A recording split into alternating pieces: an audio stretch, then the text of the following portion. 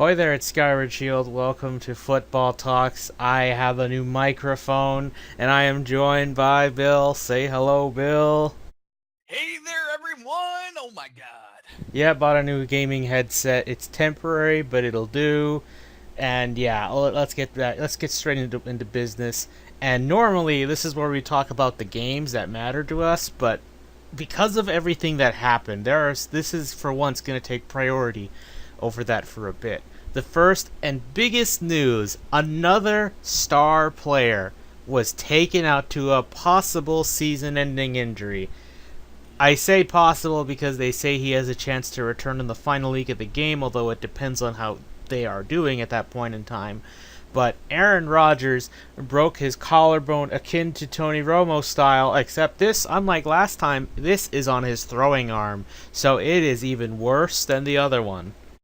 Yeah, and the actual hit when he went down, it was a tackle by Anthony Barr a little bit after Rodgers threw the football. So he was extended throwing the football, and he was driven into the ground on his throwing shoulder. It's the sort of injury. It sort of reminded me of the Matthew Stafford broken clavicle when he played the Browns, when he exited week 2 and never came back after that. It was a very similar tackle and a very similar play. He got driven into the ground on his throwing shoulder, and you could see the look on Rodgers' face when he was on the ground. He was in immense pain. And yeah, he sort of bad-mouthed Anthony Barr on the field as well. Uh, you could sort of see him. You could sort of see him swearing at Anthony him. Barr So was also injured. He exited the game with a concussion, which, as bad as it's gonna sound, that might have been a bit of hubris coming his way. But yeah, I don't really, again, I don't support injuries, but it happened, right, and now he's out of the game too for a while. Not too long, not as long as Rodgers, mind you. But right, this changes everything for the NFC because the Packers had a shot at being the number one seed. I don't think they were gonna get it, but they had a shot nonetheless. And now right. it has changed everything. The door is wide open for the other divisions to easily take that spot from the Packers to at least secure a bye week, or the Vikings or the Lions have a shot. But here's the thing: the Vikings and the Lions seem to love giving it up because a couple weeks ago the Vikings were decided to stop trying and give the Lions the win and the keys to the division. But now this week the Lions stopped trying and want to give Minnesota and the Packers the keys to the division. But I don't know. The NFC The North is so up for grabs now. Even the Bears are mathematically alive now. Oh yeah, they're definitely in the hunt now. I mean, legitimately, Mitchell Trubisky has a couple more starts under his belt than Brett Hundley does. I mean, that's the crazy thing. And if you really think of the division, the Lions still have Stafford and have no running game. The Vikings have no running game, but they might be getting a certain quarterback back. Uh, the the Bears have Trubisky and a running game in Jordan Howard. The teams are, and the other thing is the Lions defense is banged up and they're going to get healthy over the bye week. The Vikings defense is great, and the Bears defense is nothing to sneeze at either, and they have a good offensive line in Chicago. So the issues for Green Bay, their issues were their defense, which was hidden by Aaron Rodgers, and their offensive line, which was hidden by Aaron Rodgers and getting the ball out of his hands quickly. You don't have that anymore. So Green Bay is in massive, massive trouble right now.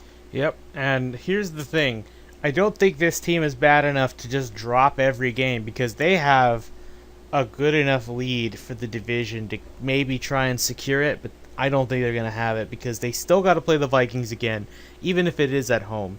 You have to play Yep. Detroit twice, and you got to go play Chicago over there, Yep. which now Chicago looks like an entirely different team, and it's going to be better, hopefully, for their sake, by the time they go over there. And of course, you still have to play good teams like the Panthers, and now this week you got the Frisky Saints coming to Yep. your house. And it's Brett Hundley versus Drew Brees, a Hall of Fame quarterback versus a quarterback making his first start in the NFL.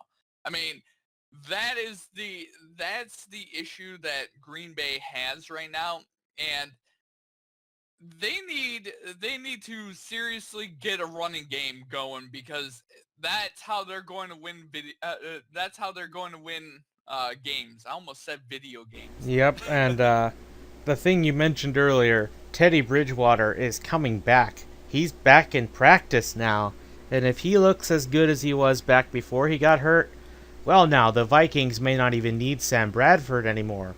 Hell, they might not even want Case Keenum to start. It's going to be Teddy Bridgewater's job again because he was a first round pick of theirs. They don't want to exactly give up on it, especially when they have a good enough lead over their division and they have a good shot at it. All they have to do is beat Detroit and split the wins. If they do Right. that, and you beat Green Bay again, and you beat Chicago, you're all but handed the division at that point. Because Right. right now I the mean, Lions are in distress and they're injury riddled. So now it's the Vikings division to lose. really, it could be. You can make a case for every team in the NFC North, and that's the crazy thing. Yeah, That's but the right now crazy. to me my favorites are the Vikings because now even with the loss of Dalvin Cook, they look like a much more consistent team than Detroit is, or rather Detroit was a couple weeks ago. Well, right now, if we should be 4-2 into this bye week, and the whole thing would look different. Oh, it would. But It would, but they're here's still injury riddled, and then that's why I'm yeah, thinking they gotta hope the bye week does wonders on them. yeah. I mean, we're Jared Davis. You'll get back. You'll get back in a much more healthy state in 2 weeks. You'll have uh, the defensive line more healthy. You're going to have a lot. Matt Stafford will be off of his ankle for a week or two, so that'll start to be able to heal up. This bye week for the Lions came at the exact perfect time. And Green Bay, with the Rodgers injury, the Minnesota Vikings, they need to and the Vikings, to be a true contender, they need to make sure that, Jerick McKinnon is not going to get hurt. He is their legit spark plug at running back left. He has to stay healthy for the Vikings. He has to stay healthy. Yep. And the other thing is, like I said, this also gives a chance for the East, South, and West to have a shot at taking the other bye week from the North. Because, Right. the Yep. Packers have typically always had a bye week almost every year. And if not, they've always been close to taking it. So now this gives you a chance because now you have to hope the Vikings can win without a good running game and just come from back out of nowhere. Teddy Bridgewater plays as well, and as of right now, the Eagles have pretty much the best shot at getting a bye, but also the Seahawks and the Rams, who are still fighting it out for their division. At the rate they're going, one of them might very well take it too. So right now, Right. this is good for everybody in the NFC. Oh yeah. The NFC is in much more disarray than the AFC. Oh yeah. But regardless, I as you know, both you and I don't like Aaron Rodgers on the field, but I don't like seeing what happened to him because it reminds me of how Romo kept getting hurt. I can only hope he comes back healthy. I don't think this is gonna kill him or anything, No. but get well soon, Aaron Rodgers, because that is an injury I don't wish on anybody, even you. Because I don't hate you Right. as a person, I just hate you as a football Oh player. no. No, here's the issue. Green Bay fans, you have a lot to be worried about. And I hope that Aaron Rodgers comes back and comes back healthier and better than ever. Because, the best thing to do is, beat the Packers when they have their, franchise quarterback. I don't want to beat the Packers when they have Brett Hundley. I mean, I'll take the wins against the Packers if that were to occur. But I would rather beat the Packers with Aaron Rodgers there just to show the league. But the overall thing is hopefully Aaron, hopefully the beating he took in earlier in his career is not coming back to haunt him, because he was a running quarterback. He ran when he needed to, and that offensive line needs to be rebuilt and fast, or this is going to keep happening to him. Yeah. Anyway, let's move on to a smaller bit of news. I think it's still big, but the Cowboys now have Zeke suspended for 6 games. It took them long enough, but now he's going to miss up to, I believe, the Thanksgiving game against the Chargers, which they're still going to play some tough teams. I believe that means they're going to play the Chiefs and the Falcons without Zeke. Although, to be fair, considering how the Falcons are right now, I won't be scared if they drop 20 points on them at the beginning of the game, because, as we saw, which I'll mention later, the Falcons are not good at holding leads. They're not. Yeah, I mean, they take their foot off the gas. Now, I know But Cowboys fans have every reason to be scared, but again, this to me is a test. Because now we get to see, like I mentioned at the beginning of the year, who was the real reason this Cowboys team changed and became a dynamic team. Was it because of Dak more, or was it because of Zeke? Which one caused the bigger impact? And we're gonna see how that works. And on the other side, this also gives a chance for the other running backs, Alfred Morris or Darren McFadden, to establish themselves as solid running backs. For if they choose to stay with Dallas in the for the future, they can be reliable backups. Or this could be a case for them to audition for another team if they want to become that prime leading running back.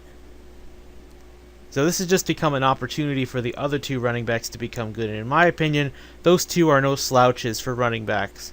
If you put them behind a yeah, good line, they're just as capable, in my opinion, as Zeke is at going through the holes.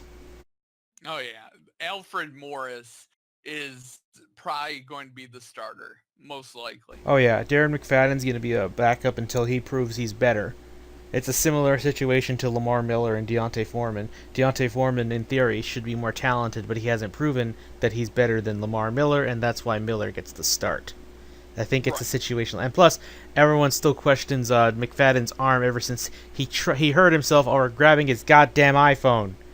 Boy, you make millions of dollars. You drop that iPhone, it's okay. Get a warranty, or buy a case. Buy a phone case, guys. It's not that hard. Once you Right. got a phone case on your phone, you don't want to take it off because it just feels right if it's a good one. Anyway, let's move on to the games because there was a lot of games to talk. Well, I'd say a lot, but the Cowboys were on bye week, so we won't be talking about them anymore until the picks. Let's get started with a game that actually has a lot of controversy. The Patriots-Jets game. This one, this was the game that people really wanted to see the Patriots lose. Out of all of them, to lose to the Jets, who have become a bit of lovable underdogs in the state of New York, was really wanted by everybody, really. Anybody who hates the Patriots. And what Right. happened? They dropped 14 points on them to start the game. The Patriots were in trouble. Everyone's like, yeah, this is the Patriots' year. Fuck the... or no, this is the Jets' year. Fuck the Patriots. That's actually a screenshot from a game that came out this year, and I can't believe that's a real thing. I'd show it, but I don't want to spoil some people just in case. I did retweet it, though, Right. so you have to check for that. But anyway. Oh, man. After that, there was the spark. Malcolm Butler gets a really good interception, showing why he still wants to stay on the Patriots and why he still thinks he's a good cornerback. Getting a really good interception that sparks the comeback. And the Patriots put 21 points. And the Jets had a chance to tie this game up, but there was a problem. After Sefarius Jenkins got in the end zone, hit the pylon with his body, that should have been a touchdown. But The ball bobbled in his hands, but he didn't drop it. He was on his back when it moved. So, Bill, like you could juggle the football all you want, but as long as you're inbounds and it's not touching any blade of grass, it's still catchable, right, Bill? It could Right. bounce off of every player's helmet and still land in someone's hands, and it'd still be a catch. It Right. can touch any part of the human body, just not anywhere where that's grass or dirt, and it's a Right. catch. But somehow this was called a fumble and a touchback. In my opinion, the Jets just got hardcore lionsed. They got fucked over by some rule that, in my opinion, this should have been an overtime game, and whoever wins, I don't know. Whoever gets the ball first might have a shot. But to And me, that should have been a touchdown. I didn't see anything enough to turn the ball over to the Patriots. right. I mean, here's the issue. No one knows, and this is the exact reason why the ratings are going down. This ridiculous garbage with these touchdowns. I mean, you put the football down on the ground. If you're Calvin Johnson, not a touchdown. If you barely bobble the football and it's on your body still, I mean, you know, at what point does this stupidity end? The New York Jets got robbed of that game. That was literal highway robbery. You know, and I think the Jets fans have every reason to be pissed off by this. they definitely do. I know how it feels. Believe me, I know how it feels. You know what's The the sad thing, freaking though? Not even a week from after this is gone, and I already hear NFL media people saying that, oh yeah, they're going to be looking into this rule and changing it. But when the shit like that happened to the Lions, it took them about a year before this. Like, maybe we should consider changing the rule. Yeah, well, you know why. It's a New York fan base. The minute New York fan bases get screwed over by something, oh my God, the rules need to change. The rules need to change. Because it was Detroit, and the fan base is, not comparable to to the largest city in America and the second largest city in the world. You know, I mean, it's not comparable. Oh, well, we'll get to it eventually, is what they always say to Detroit. But the minute it happens to a New York team, or if it were to happen to an LA team, oh my God, the world would have ended, and as it is right now. Oh, we'll look into it. You know, but if it was Detroit and that same thing happened, nothing would have happened. Yep, that's not good. But anyway, regardless, the Jets did blow that lead, and they had multiple opportunities to score, and they couldn't do it. They couldn't convert the fourth downs, and they lost the game. So, and this made Tom Brady the most winningest quarterback in the history of the NFL. And apparently, winningest is a word now. Anyway, I'm thinking yes, but yeah. Anyway, so the Patriots. This was a very ugly game, but like I said, this game was going to be close because the Jets typically always play the Patriots close, and this Jets team plays a lot more scrappy than we all initially thought. We thought these were going to be 0-16 bums going with the hashtag scam for Sam movement. Now it doesn't even look like they're going to be able to reach one of those quarterbacks. There's no Sam Darnold or Lamar Jackson for you at this rate. But, well, maybe. They still got to play the Patriots again, and they still got to play some good teams like the Chiefs later down the road, so they might very well be on their road still, but who knows. Regardless, I mean, this Jets team, there's no moral victory, but they played pretty well, I'd say, against Tom Brady, even if he did put 300 yards on them. It's right. just Gronk is hard to cover, especially if you're a rookie safety like Jamal Adams. Yeah. Gronk had a great day. I mean, he was gigantic in that game. Him and who else had? I think it was Amendola. Both of them were just killing the Yeah, they're Jets. they're keys. They're both safety blankets for Tom Brady. And Exactly. again with Edelman out, they have to step up as well as Brandon Cooks. Brandon Cooks caught a really good dime of a catch, but there was some plays he fucked up on, and I think it shows that he still has to learn. And I think he might stay with this team. I don't know for how long, but I think he's gonna take a big enough contract to stay with this team. It won't be by all means most paid wide receiver in the league. I think that's gonna go to somebody else like Odell Beckham. Oh yeah, that's definitely going to Odell Beckham. But I mean, you know, I'm not gonna discount what Brandon Cooks is gonna get. He's gonna go to a team, and a perfect fit for his skill set might be Detroit. Yeah, well, I mean, they kind of need that speed element. I mean, remember, Bill, they could have gotten someone like Beckham or him. They could have gotten him in the draft, but you know who they chose. I don't even want to go to that draft. That draft, I have a very big bone to pick with that Yeah, and trade. also the sad thing is, I don't think there was much of Ebron this game. They actually started Darren Fells. I have a bone to pick Yeah, with we'll get to that that. game in a moment.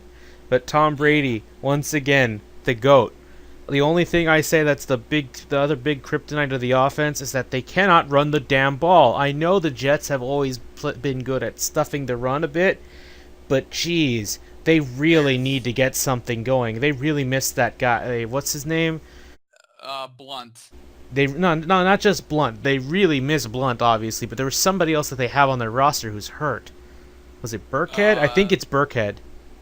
yeah, Rex Burkhead. He was Yeah. kind of meant to be their new LeGarrette Blunt, and he was very physical at pushing a player away and getting a few extra yards. They really need someone like him back, but Right. we'll see. But Yeah. anyway, now that we're done with the controversy of the Jets game, that's gonna just be called the Stefarian Jenkins rule, I think, and it's said and done. Oh man. But anyway, let's move on to Detroit in Oh. Nolans in the Superdome. This game meant a lot for both teams, especially once Aaron Rodgers was declared gone, possibly for the whole year. Because Yep. now, just like how I said, the Saints can easily get back in this because they get to play them a week after. The Lions have a chance to come in and take the division or fight for the division, and now they're still in it, but they're going to need the Vikings to lose a game at least, not just to them. And of course, the Bears be Bears. But the Lions, this was a weird ass game, Bill. The Yeah. score may make it look like it was just a big blow, but for a while there was a moment that they had a chance to come back because it was 45 to 10 entering the fourth quarter, and the Lions scored points from their Yeah. defense. They scored from special teams. Agnew, if they had a special teams player of the year, I think he'd very well be in the running for that. I mean, Agnew has been amazing for the Lions. What The position does he even play? Nor what's he listed as? I don't even know, to be honest. The only thing I know him as is the punt returner. He's probably a wide receiver or something like He that. should be a running back. You see that how good he moves? You give him enough Oh space, yeah. he's gonna torch people. But I mean, anyway, so there's but that. There was a I don't know what Ashawn Robinson did, was a fumble return or a pick six.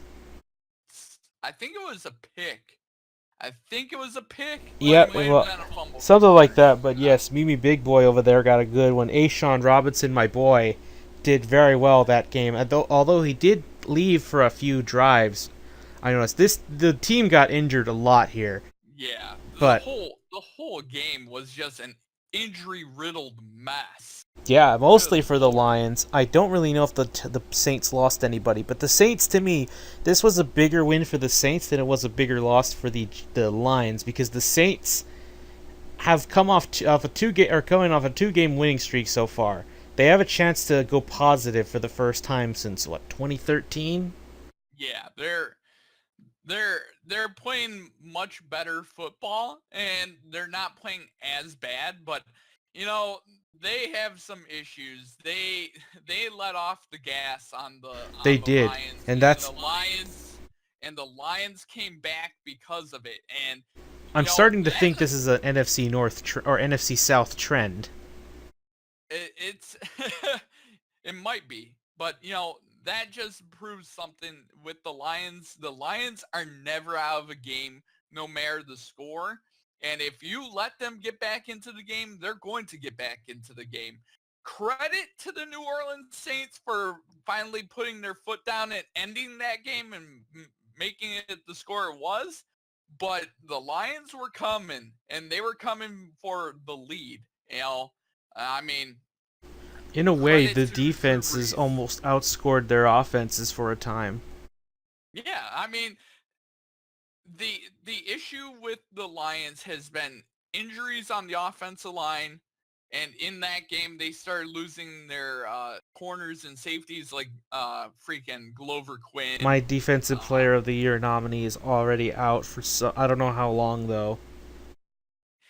I mean, Darius Slay was out for a little bit as well in that game. So the issues were the injuries going through that game, and overall, the whole ever since the Atlanta game and how that game, the Lions haven't been the same team. They need this week to take off, relax, get healthy, and come out with a fire against a team that's going to be a good offensive team in Pittsburgh.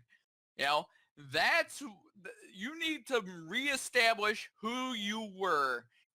What you did to the Arizona Cardinals, what you did to the Minnesota Vikings, what you were doing to the Atlanta Falcons for most of that game. Reestablish that identity and get a running game going. There is something. Okay, so I've looked into these injuries, and Glover Quinn was evaluated for a concussion. I think he'll make it to the Sunday night game. Golden Tate has a shoulder injury. I don't know how bad that is, but if it was bad, I think he would have heard already. Yeah, I mean, overall, it was a game that I just it proved why Eric Ebron is benched and Darren Fells is starting, because Darren Fells actually caught a touchdown pass, unlike Eric Ebron, Yeah, because we could have won the other game that we lost if Eric Ebron caught the freaking football. And it just proves that we should have picked Odell or someone else in that draft. But no, every time on Lions game days, I see Eric Ebron trending here in Detroit. And every goddamn time, every week, they post a picture of who Eric Ebron was drafted over. And it makes me physically sick because Martin Mayhew's an idiot. And we could have had freaking Aaron Donald. We could have Aaron Donald. And we have Eric Ebron. And it makes me sad. It makes me sad. Our defense would be legit number one defense with Aaron Donald, and we got a guy that can hold on to the football. yep. It And makes now me apparently, so Golden Tate is going to miss multiple weeks with a shoulder injury. Now that better mean Kenny Galladay comes because you sure do need him. You need your yeah, deep ball threat because Marvin Jones, who was meant to be that, is going to be covered well. And yeah. Galladay I is don't the know how the rest of the key here. receiver core will do. TJ Jones, I mean, and I don't know who else is on the receiving core. That what they might bring back is Billingsley, who played amazing in the preseason. So that's a thing. Yeah, but I'm pretty sure Galladay should start now. But anyway, the other to me the other thing was Stafford was getting used, abused in this game, and he had 11 batted passes, just too shy of a record. Because yes, a record does exist of that of 13 batted passes against a single quarterback. They were, needless to say, the this Lions offensive line is bad without T.J. Lang, and it was already bad without Taylor Decker, which now is just a matter of when does he come back because he sure miss him. Please, we really need him back soon because uh, nothing against Greg Robinson, nothing against Greg Robinson, but legitimately my dog could play better on the offensive line than Greg Robinson Ha! plays. I mean, legitimately. Nothing against you there, sir, but actually play some left tackle for a little while. Yeah, Oh, I know why they had to do it because their other left tackles weren't better. So I'm like, could it have been worse if they did use somebody else? But now they really need somebody to take that yeah. spot. They need him back, and they need T.J. Lang back. But it's a I good thing the mean, bye came right now. anyone right now would be better than Greg Robinson on the offensive. We're going to get Matthew Stafford hurt with Greg Robinson You're gonna get him protecting his killed. backside. I mean, legitimately, they were trying to say, "Oh, well, it's on Matthew Stafford for holding the football so long in the telecast." And my point is this: if he has nowhere to throw the football, and you're waiting for time, and when someone's come open, then you're either going to throw an interception, throwing it when they said to throw it, or Greg Robinson should be able to protect his blind spot for longer than he actually did, during the fumble. So I don't want to hear that out of the guys for the telecast, because that was that fumble touchdown, the first touchdown that New Orleans scored on Yeah, I will over on say the. I did love Golden Tate's touchdown celebration, dropping the people's elbow. Oh yeah, Dwayne the Rock that was Johnson was impressed. I liked it. and Although there's the sad thing, I'm not sure which elbow he injured, but if it was that one, then I'm thinking, oh no, that celebration might have had something to do with it, didn't it? well, Agnew's waving goodbye to the New Orleans Saints also was pretty nice. Another good one. Yeah, Uh, I like that one. It's like when the Tyreek Hill says bye or says you no, like you can't catch me. exactly, But exactly. Tyreek Hill also. Oh man, wait till we talk about that dirty game between the Steelers and the Chiefs, and more so on the Steelers, even though they won. And I should have put my money where my mouth was and stuck by them. But anyway, let's move on to a game. I mean, it's the Browns, but a win's a win, and it was an impressive enough win. It wasn't 5 touchdowns, but a 3 touchdown game by Deshaun Watson led the Texans to what was essentially a blowout. Don't let the scoreboard fool you. This game was much farther apart than you think. One touchdown from the Browns was a pick six, Deshaun Watson's first pick six, and he should not have thrown that. I think the only thing to note with Watson is that he needs to know when to throw the ball away. I think he'll try to make a play, but he actually could have given 2 interceptions to Devin McCourty. But another one was actually DeAndre Hopkins just kind of leapfrogged over McCourty's shoulder and smacked the ball down before he could secure it, Right. which you're lucky DeAndre Hopkins. If Hopkins, I'm hoping he told him, man, you gotta throw the ball away at that point. If he's in front of me, just throw the ball away. If he's looking, just throw it up, throw it high so neither of us can catch it. It's better to throw it away and go again than just to give them the ball at that spot.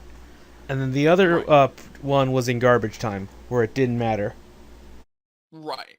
But You anyway, know, and this was the thing, Bill. For a game without J.J. Watt and Whitney Merciless, you would just sign Lamar Houston off the street and had him start. I say this team did pretty well. Mind you, they started Kevin Hogan, like we said, over Deshaun Kaiser, which I can't comprehend that logic because you want to see what this kid can do. Because guess what? You're probably going to get a top 10 pick again. You're going to get one of our picks anyway, no matter where we go. So at this point, just say fuck it. Start the whole year with Deshaun Kaiser. If he shows no exact sign of improvement, keep him as a backup and draft another quarterback. Go draft Sam Darnold or whatever quarterback's up there. exactly. I don't get what Cleveland's doing.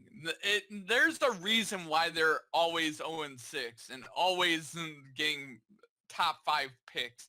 And this is the exact reason. You don't leave Deshaun Kaiser out there to grow and learn. Look at what they did. Look at what the Lions did with Stafford. They threw him to the fire for the first 2 years. He got hurt the first 2 years, but he grew into a great quarterback. You leave Deshaun Kaiser out there.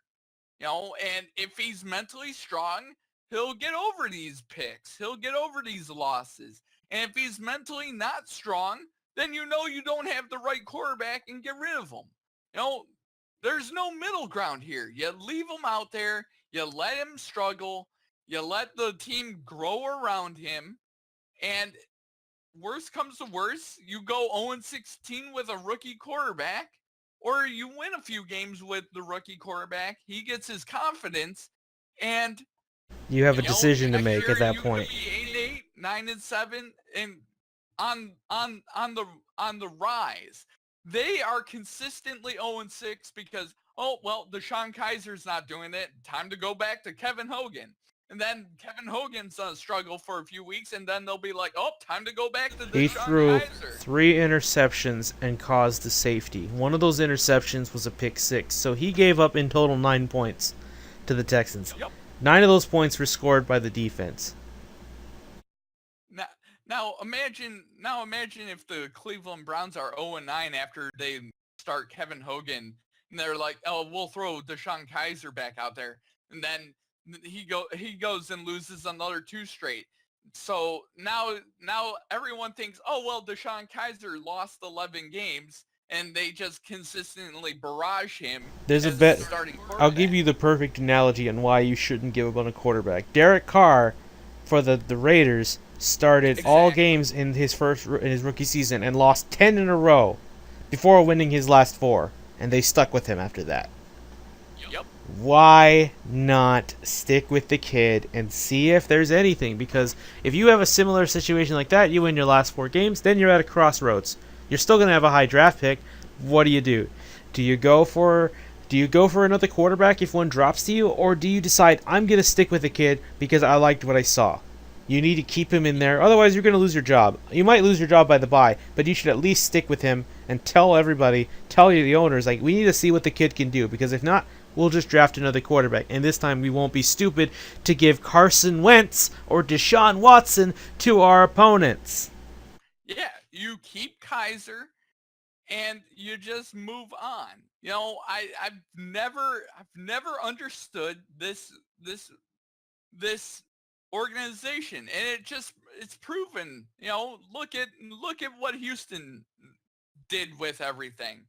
They're sticking with Watson through everything right now, and look at how the team's responding. Look at how everything. The team will respect you more for sticking to your guns than wavering and waffling on everything. Because what happens in Houston sticks with everyone that they got, win or lose, they don't get benched. That builds respect. And that was a bad habit that Bill O'Brien did. Now, there were some moments where he just benched a guy immediately, like Brian Hoyer a couple years ago, and then Tom Savage this year. But remember, everyone's high on the Texans now.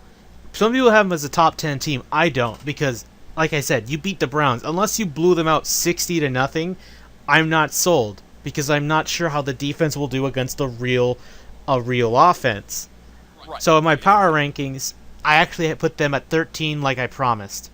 Because I said that's the perfect spot, because you're frisky, you're a playoff contender. And I want to make the distinction clear. There's a difference between a playoff contender and a Super Bowl contender. A Super Bowl contender means you can at least make the title game or the Super Bowl itself. A playoff contender means you can get into the playoffs, maybe win a playoff game. And the Texans right now are perhaps the most frisky team in the AFC South, because the Jags, they like to blow out one team and then lay an egg the next. The Titans are inconsistent even with Mariota, and there's I need to call a search party for Andrew Luck because I still don't see him anywhere. And there is one thing I want to mention. There's a guy, I mentioned it before in the past, Moonlight Swami, and I don't hate the guy. I like the videos he makes. I like how he's got a bit of a GM attitude towards him, and I like him. However, god damn, he seems to not like the Lions or the Texans at all. Because before, I remember people were giving the Texans shit, even when they drafted the Deshaun Watson. But then you have people who are saying he's not Even like it was a desperate move to keep your job. You're not. Deshaun Watson's not going to be good. There's those hot takes like, okay, Deshaun Watson's the worst quarterback of all four. Deshaun Kaiser's the best. Now I know Kaiser could play better, and we haven't seen Mahomes at all yet, and we're probably never going to see him anytime soon. He's going to be about seen as often as Garoppolo is on the field. Very rare, very sporadic, and very situational. Right. But other than that, Watson looks like the best thing right now. Mitch Trubisky hasn't settled in, and he's played okay. He's doing his job, but he's still making back-breaking mistakes like interceptions. Watson's gotten away with some, and now he's been punished for one with the pick six. So now I think he's going to really look into those. But as of right now, he's put so much time to learn and master the goddamn craft. And I still wonder, why are there people like Moonlight Swami who still doubt him? I know what scouting reports say, but you know how wrong these things could be? Look how wrong they were on Tom Brady. They said, oh, he's not fast enough. Oh, he's not tall enough. He can't throw the ball far enough.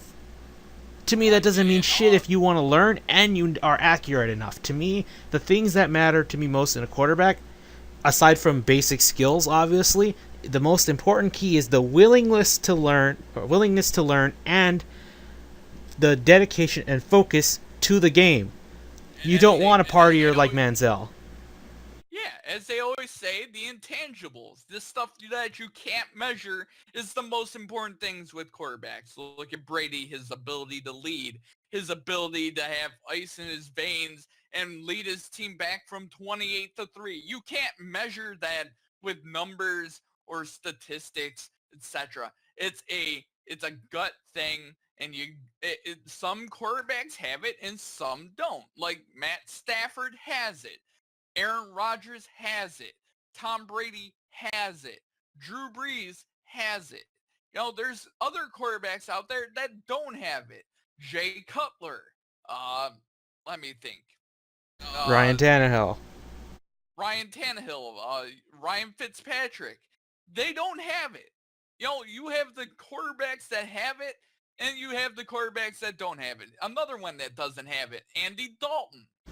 Andy I'll give Dalton you doesn't another one. have This it. one's a bit controversial. Matt Ryan.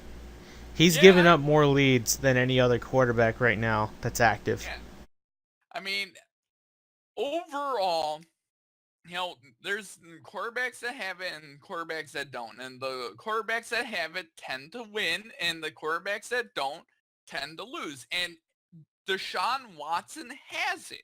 Deshaun Watson has the intangibles to want to succeed, and he has everything going for him. He's a perfect quarterback for the city of Houston. He's a good person, and he's got all the intangibles in his favor. Yep. And this is just, if we ever win a Super Bowl, and I told Moonlight Swami this, and also one little caveat to mention, I'm not saying I'm a hater of him. I'm not a hater, because like I said, I do understand where he's coming from, and I respect his opinion. I just heavily disagree with some things about this. Because before, like I said, everyone's calling Bill O'Brien the worst coach, he should be fired. And now everyone's like, oh, look, the Texans are so great. Even without J.J. Watt, they're so great. They may not win the Super Bowl, but they're a team on the rise. Where was that shit back in the preseason? I was sold on Watson going in the whole way through because I thought, you know what? With his attitude the way it is, and sure, he didn't play a perfect preseason, but I liked what I saw. I didn't expect him to do this well. I thought he'd Yeah, be like this in 3 years, maybe his contract year, but I didn't think it'd be now. It's the same shit like with Dak. You didn't know what to expect out of Dak because you knew, okay, Tony Romo's gonna play, and then as soon as it goes, it's like, oh no, we're all doomed. But then he plays a good preseason, and it was like, hey, Jason Garrett's not a bad coach. He's coach of the year. His whole team is good. And now that they're sinking a little bit, now you want their heads on a silver platter. and think of it this way. Think of another couple teams that have uh, the Tennessee Titans and Mariota. He has the intangibles. I would argue Andrew Luck does not. Yeah, I think if you put Andrew Luck on the Titans, they would probably be running away with this division right now. I mean, I would say that, you know, but Houston, Houston with Deshaun Watson has a quarterback with intangibles and leadership. They have a running game. Their defense, while banged up, still is middle of the road. It's not Yeah, I know. San That's the thing. Francisco 49er or New England bad. This is your average defense now because the impact of Watt and Merciless was great. It was they were the thing they were well, even if you even if you threw out Clowney and put one of them back in there, if you take 2/3 of those guys, leaving any one of them, even just Watt, if Watt was the only one there, it wouldn't be that big of a. It would still be a very impactful loss, basically. Right. I'm of the mindset if you just took any two of the three from that great trio, it would bring them down to this level regardless.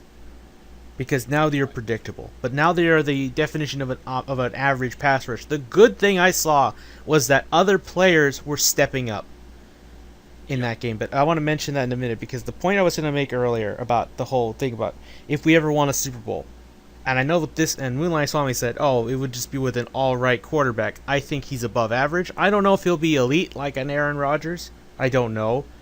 I think he'll be an above average. I don't know about elite, game-changing like Rodgers or Peyton or Brady, but I think he'll be good.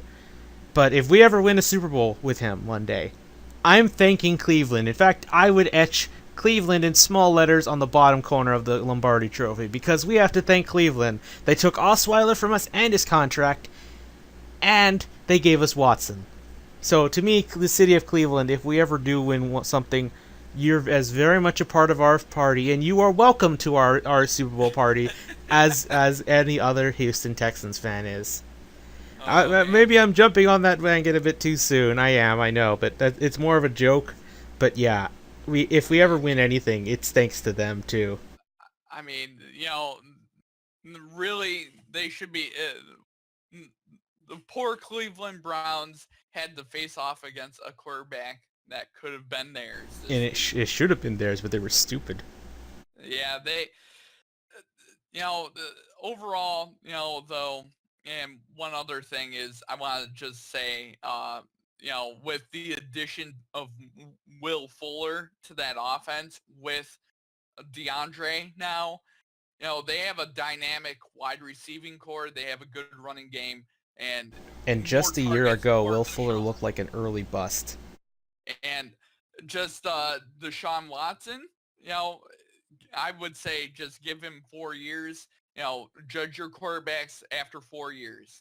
That's when you'll see if they've grown or not. Everyone's like, oh, well, the greatest quarterback after 1 year.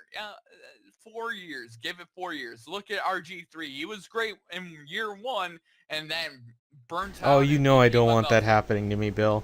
I would hate myself if that happened. I mean, 4 years. I'm always of the 4-year club. Give them 4 years and see where they are after that. Anyway, I was going to say, I think we could safely say that last year's offense was not the entire offense's fault, but it was just strictly Osweiler because people thought Will Fuller was a bust. It wasn't Will Fuller's fault that some of those balls didn't go in his hands. That was Brock Osweiler. Brock Osweiler. Yeah. And lastly, the defense did play well. In fact, now Jonathan Joseph, or as they call him J-Jo, I call him JoJo because that's better and it's a JoJo reference. But he now, I think, has surpassed his buddy Kareem Jackson for most interceptions by a Houston Texan. Oh. So those two are basically going to be fighting it out for most picks by a Houston Texan for the franchise's history. That should be fun. That's a good rivalry. I can accept a rivalry like that. Yep. But needless to say, it looks like Jonathan Joseph hit a bit of a second wind here, which good, because to me, I said after this year and maybe next year, the secondary is going to fall off a cliff, not like how the Legion of Boom is, where it's still going, but it's going to happen soon. It's coming. But anyway, there was also, I don't know how, But Dylan Cole gets an interception too, and it was given to him instead of the guy, whoever the Brown player was, and he got hurt. He hurt his hamstring. He's out for a month. And I like that guy. He was the only undrafted rookie to make the roster. And I like, get well soon, kid, because I liked him. He was the replacement for John Simon, and he Right. looks like he could play up to his level. But you gotta. I think undrafted free agent players who play well are a special type of enjoyability, because what did you expect from a guy who didn't even make the draft? You know what I mean? Right.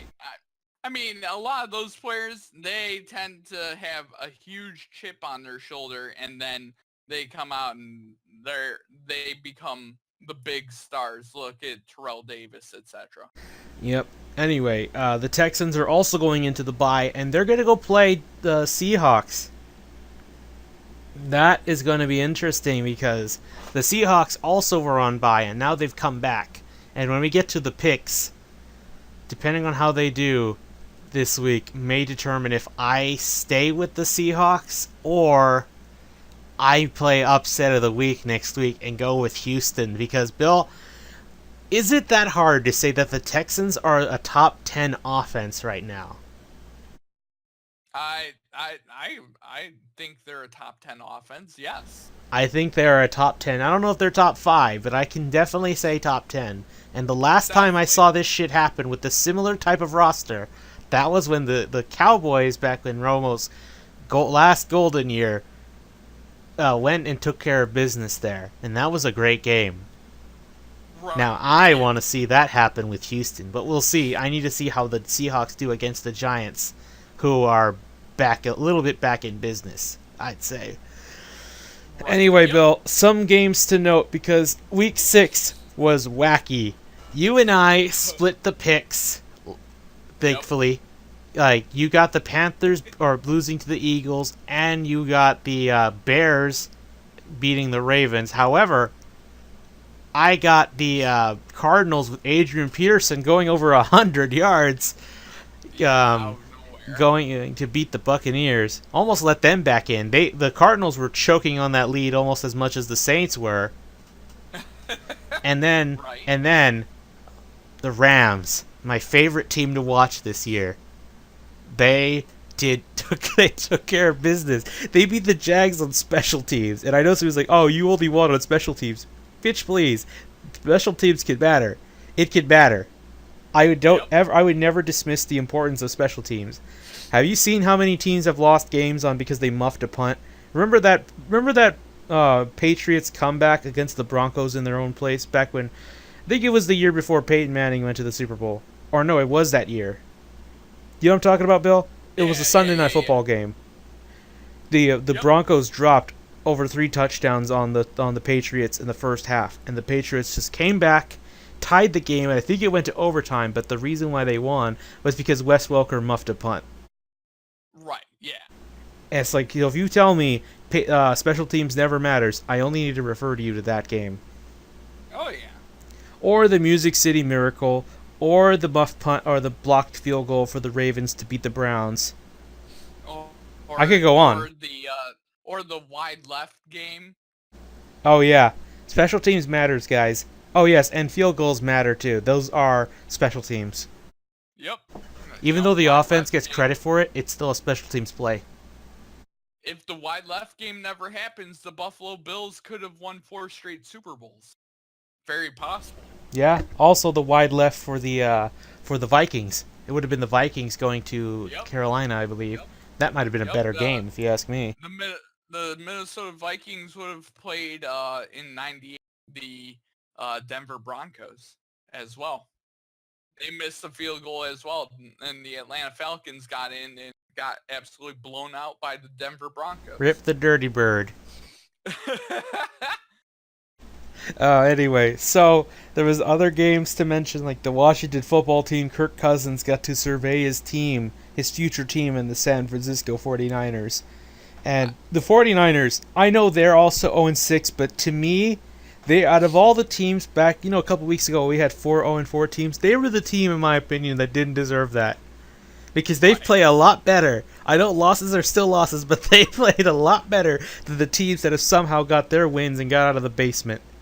Yep, I agree. They are, San to me, Fran they're a is. quarterback away from being frisky. Not playoff contending. They still need to build a lot more, but frisky. Yeah, they're definitely on their way. They're definitely on their way. Yeah, and I really should have stuck with the Chargers no matter what, and I should have stuck with the Steelers, Phil, because I told you the Steelers play to their opponent's level, and they own the Chiefs in the playoffs by kicking their way to victory, and I should have stuck with that because, I felt the Steelers were gonna pull it off, but no, I didn't. I was too much of a coward to go with my gut. Well, Kansas City was playing super well They were, but to for me, most of the season. I thought Kareem Hunt had a shot to get shut down because the Texans were stuffing him all game or all day and Sunday, not Sunday night. So I thought, okay, the Steelers' defense isn't bad. It's not bad anymore. It's actually pretty good. It's not top 10, but it's reliable. It's what I said. If you want to have a high octane offense, you just need a reliable defense, Yep. and they have it.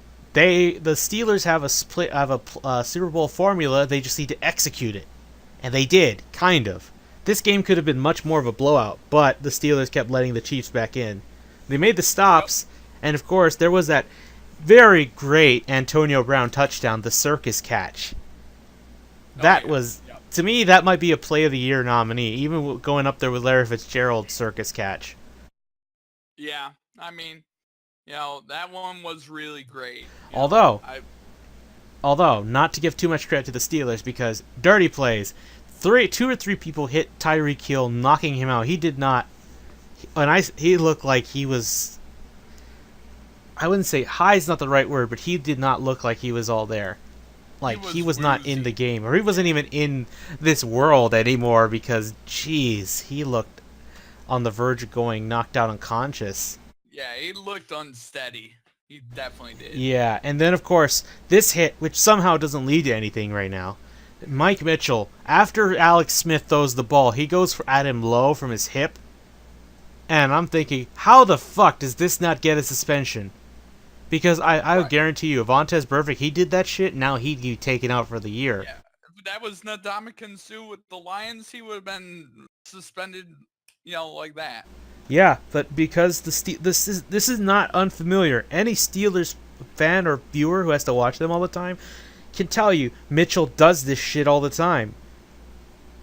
He's a dirty player, and yet nothing. I hear nothing because the Steelers are a darling franchise to the NFL. They can make them a lot of money, so they get away with it. Unless they absolutely have to get involved, they'll look the other way.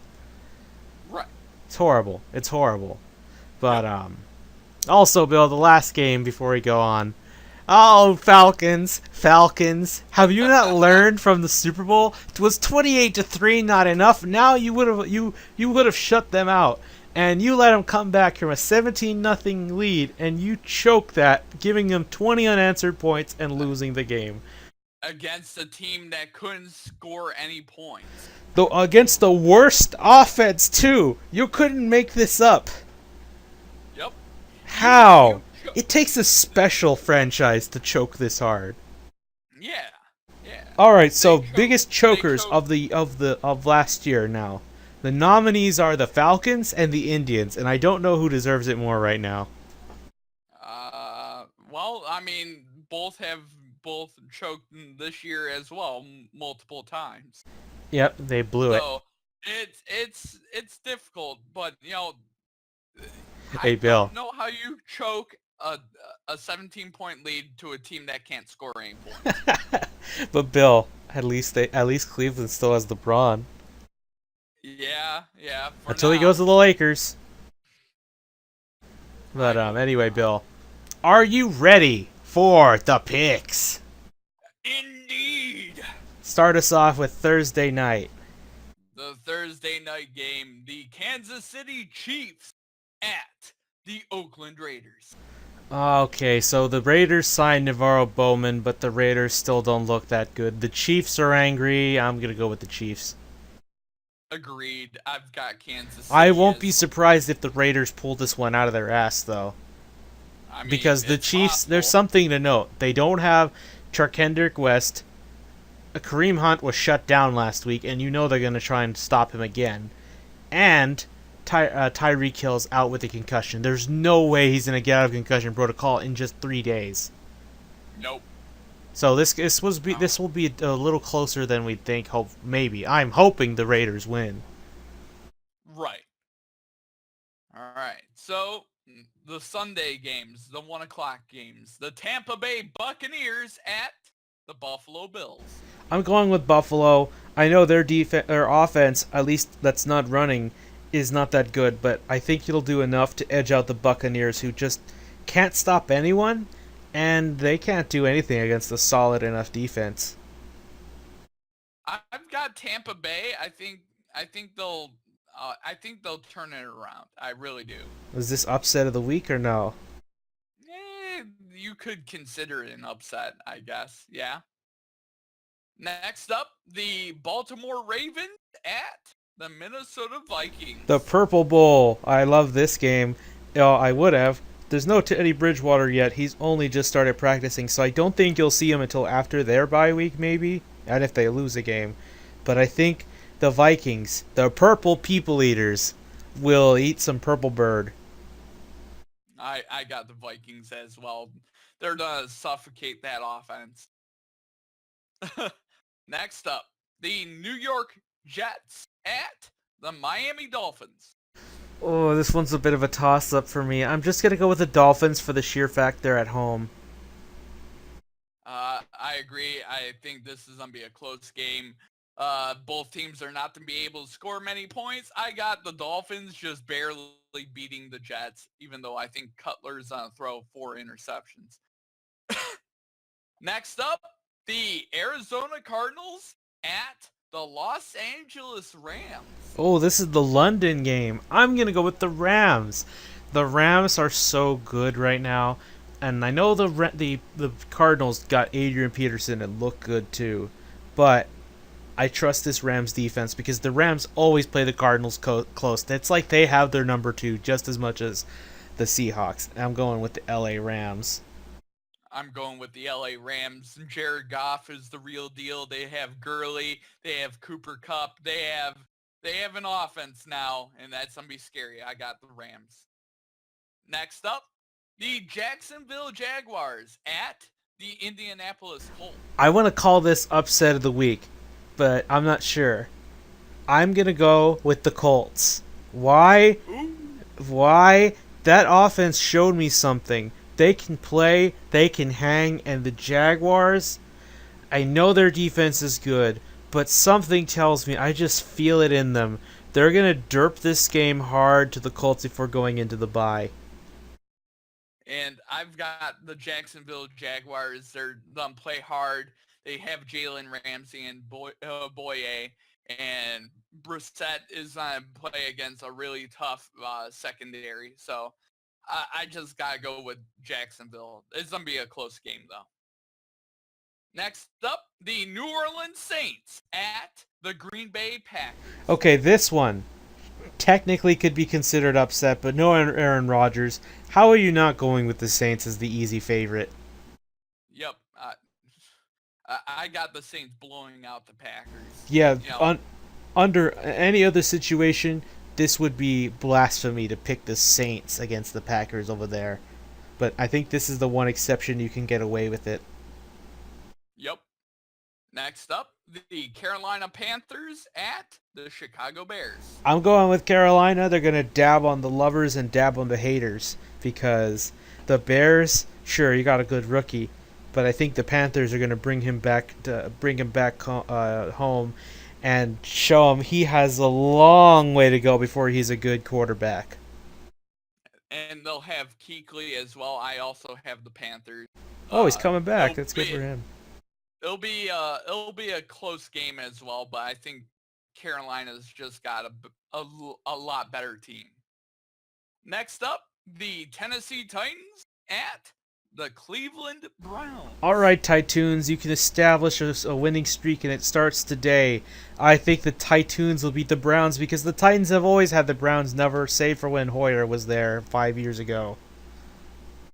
And I also have Tennessee. I'm gonna start picking against Cleveland every week until they actually win a game. So I've got Tennessee. All right. So the 4 o'clock games, the Dallas Cowboys at the San Francisco I'm 49ers. going with Dallas. I know the 49ers are going to play this one tough, but I think they're going to lose this game by a Dan Bailey field goal at the last second. I think the Cowboys are going to play decent. The 49ers defense can't stop anyone with the run. And I just got Dallas running the football. So I'm going Dallas. Next up, the Denver Broncos at the Los Angeles Chargers. Okay, then. This is the true upset of the week. The Chargers have been playing better, and I know they barely lost to the Broncos in week 1. I think this time they are going to trounce the Broncos, beating them by 10 points. I've got the Chargers winning at a big spot and getting back in the division race. And I've got the no-fly zone defense stifling the Chargers offense. Uh, Denver's offense is gonna start running the football a lot more again, and that's the way that they need to beat teams. So I got Denver. Sure wonder where they were last week against the Giants. God knows. Next up, the Cincinnati Bengals at the Pittsburgh Steelers. This game was actually moved around a bit. I'm going to go with the Steelers. The Bengals offense looks good, but the Steelers have always had their number too. Steelers in every area are a better team. I got Pittsburgh. They'll win easily. Next up, the Seattle Seahawks at the New York Giants. The Giants have come back, but I'm not convinced they're doing anything much else than that. I've got the Seahawks. The Seahawks are fresh off a bye. They have more to play for. They need to establish themselves as a winning team for this division because it might be possible only one team from this division will get in, and they do not want to be the ones on the outside looking in. Yeah, I got Seattle. I mean, who are they going to throw the football to? Is the New York Giants going to throw it? And they're going to just have to tee off on Orleans Darkwa. So I got Seattle. Easy win. Next up, the Sunday night game, the Atlanta Falcons at the New England Patriots. Super Bowl rematch, and it couldn't have happened at a better time. Both teams are still confused, not sure what to do. But I'm going with New England. I think they've been preparing for this game for a while. They know what to do because you know what's going to happen? The Falcons are going to have a 21 to nothing lead in halftime, but the Patriots come back and make them blow the lead again. And I think the opposite's going to happen. I think the Falcons are going to win. They're going to be motivated to show up the Patriots on national television, and I think they're going to be motivated. So I got the Falcons winning. And then the Monday night game, the Washington football team at the Philadelphia. Now, the Washington football team has had trouble with their secondary because now they've lost two starters to injuries. They need help, but now you got to go up against the high-flying Eagles offense that's just going to literally shit all over your heads. And yeah, I'm going with the Eagles. It is going to be a blowout, almost like that Michael Vick blowout many years ago. Yeah, I got Philadelphia as well. Carson Wentz is starting to put himself into a top tier quarterback. You know, give him a couple more years of development, and he's gonna be the best quarterback in the NFC East by a long shot. All right, Bill, let's go to the Thursday night game. Okay, let me get there really fast then. Yeah, it's a game next week. Miami Dolphins at the Baltimore Ravens. All right, this game is actually going to be a little better than you think, I believe. I think the Ravens are going to keep this one close and ultimately come out with the win. And I've got the Miami Dolphins. I'm not really sold on it. It'll really all depend what happens with this week's games. Ravens well on track to an 8-8 season. Yeah, I'm going Miami, but I'm not sold on Miami. Yep. Anyway, I think that's a good spot to end it on. Lots of good football to come. However, we will cover less games next week because both the Texans and the Lions are on bye this week. So we'll have something a little bit different for you guys next week, and we'll see you guys in week 8.